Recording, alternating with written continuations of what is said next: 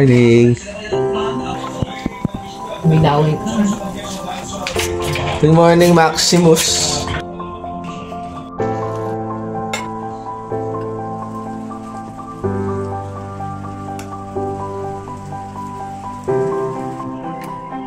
Platinum. Medyo mas meron tayong advantage at makakuha tayo ng medyo malalaking mga bookings. Set tayo ng goal, guys. Yung last na goal natin is ito, 3,114. Ngayon, pwede na tayo sa 3,3 kasi magbabasketball tayo mamaya.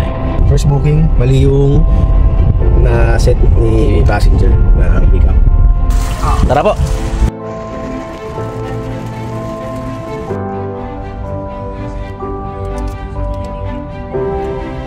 Is 9:40.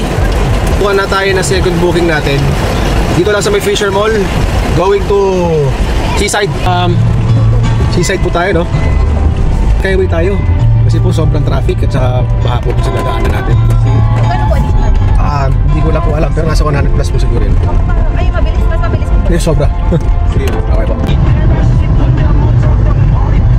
Yun guys, sakto drop off natin dito sa kanila sa may Viking Seaside. Nakakuha kagad tayo ng booking going to Sampaloc, Manila. Time check 11:26. Jet booking. Magandang umaga po. Yun guys, time check 1 PM. Dalawa pala yung drop off nun. Isa sa may Manila tapos dito sa may Valenzuela. Medyo nalungkot ako ng konti kasi ang haba ng biyahe. Pero pag drop off ko dito, nakakuha tayo agad dito lang din, going to Terminal 3. Medyo malaki-laki guys. So ito na, biyahin na natin. Sa airport po tayo. Skyway po tayo, no? Skyway na EX. Opo. Let's go na po. Wala na mamaya. Kahit tayo boss. Yun guys, nakakuha tayo. In 200 meters, turn left toward Andrews Avenue. Going to Quezon City. Panglimang booking natin to guys. Hi po, Miss Maritoni. UC po tayo, ma'am, no? Ma'am, okay lang mag-skyway tayo para iwas po tayo sa baha. Sige po. Yay! Guys, pinasukan tayong pang-anim. Dito sa may Santa Mesa, punta tayo ng SM North. Medyo pahirap pa ng daan kasi dalawang beses na akong pabalik-balik dahil yung mga baha. Medyo mataas yung baha. Ayaw isugal, guys. So, good luck! Hello po!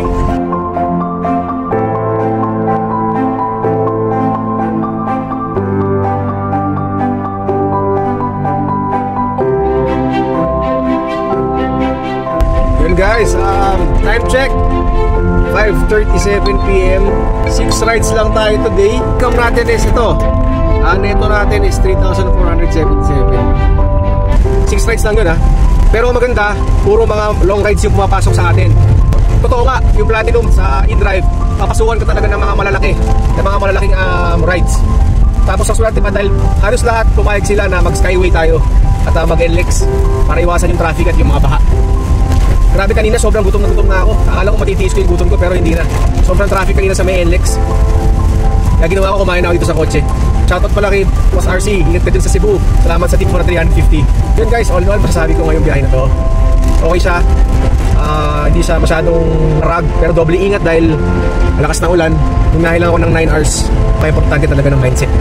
Dapat umpisa pa lang bago ka lumabas ng biyahe, bago ka sumakay sa kotse mo, may mindset ka na mapapagod ka talaga.